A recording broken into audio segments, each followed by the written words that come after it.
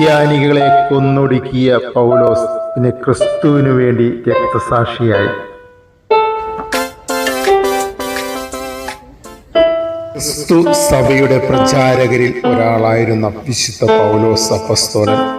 തർസൂസിൽ ജനിച്ച പൗലോസ് വിജാതിയരുടെ അപ്പസ്തോലനായി അറിയപ്പെട്ടിരുന്നു.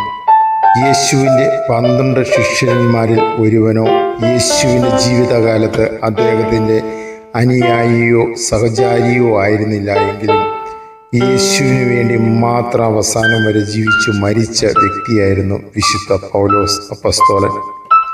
ഒരു കാലം വരെ യേശു ക്രിസ്തുവിനെ പീഡിപ്പിച്ച ഒരു വ്യക്തി കൂടിയായിരുന്നു അപ്പസ്തോലൻ.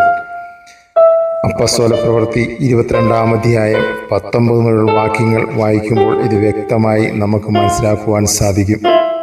സൗൾ ദമാസ്കസിലേക്കുള്ള യാത്രാ വഴിമധ്യേ യേശു ക്രിസ്തുവിൻ്റെ ദർശനം ലഭിക്കുന്നത്. സൗൾ സൗൾ, നീ എന്നെ പീഡിപ്പിക്കുന്നത് എന്തുകൊണ്ട്? പൗലോസ് ചോദിച്ചു, അങ്ങ് ആരാണ്?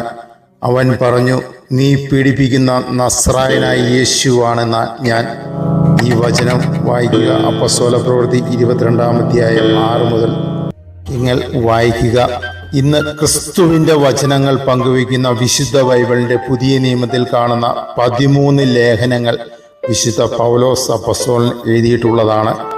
കർത്താവായ യേശുവിന് ശേഷം ബൈബിളിൽ മുഴങ്ങിക്കേട്ട യേശു ക്രിസ്തുവിൻ്റെ ശബ്ദമാണ് പൗലോസ് അപ്പസ്തോലൻ. ക്രിസ്തുവിന് വേണ്ടി, ക്രിസ്തു സഭയ്ക്ക് വേണ്ടി രക്തസാക്ഷിയായ വിശുദ്ധ പൗലോസ് അപ്പസ്തോലൻ രക്തസാക്ഷിയായ സ്ഥലമാണ് നമ്മൾ ഇപ്പോൾ പ്രാർത്ഥന നടക്കുന്ന ഈ ദേവാലയം. റോമിലെ ലവ്രന്തീനയ്ക്കടുത്ത് വിയാദി അക്വാ സാൽവെ എന്ന സ്ഥലത്താണ് ത്രേപ്പൊന്താന എന്ന ഈ സ്ഥലം ഉള്ളത്. പൗലോസ് അപ്പസ്തോലനെ തല ശിരാച്ഛേദനം ചെയ്ത സ്ഥലവും ആ തല ശിരാച്ഛേദനം ചെയ്ത വലിയ കല്ലും അവിടെ കാണുവാൻ ഇപ്പോഴും സാധിക്കും. പൗലോസ് അപ്പസ്തോലന്റെ തല ഛേദിക്കപ്പെട്ടപ്പോൾ 3 നീരുറവകൾ പൊട്ടിപ്പുറപ്പെട്ടു. ആ നീരുറവകൾ ഇപ്പോഴും ആ ദേവാലയത്തിനുള്ളിൽ 3 ഭാഗങ്ങളിലായി സംരക്ഷിച്ചു പോരുന്നു. നമുക്കിപ്പോൾ അത് കാണുവാൻ സാധിക്കും. ഗ്രില്ല് പോലെ കെട്ടി അടച്ചിട്ടുള്ള ഒരു ഭാഗം തലയുടെ തൊട്ട് താഴെ തന്നെ ഉള്ളത്.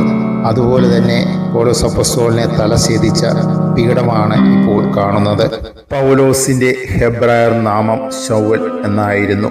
പൗലോസ് എന്ന വാക്കിന്റെ അർത്ഥം ചെറിയവൻ എന്നാണ്. അത് റോമൻ നാമമാണ്. ഗ്രീക്ക് ഭാഷയും വിദ്യാഭ്യാസവും ലഭിച്ചവർ അന്ന് യൗന നാമത്തിൽ അറിയപ്പെടുന്നതിൽ അഭിമാനിച്ചിരുന്നു.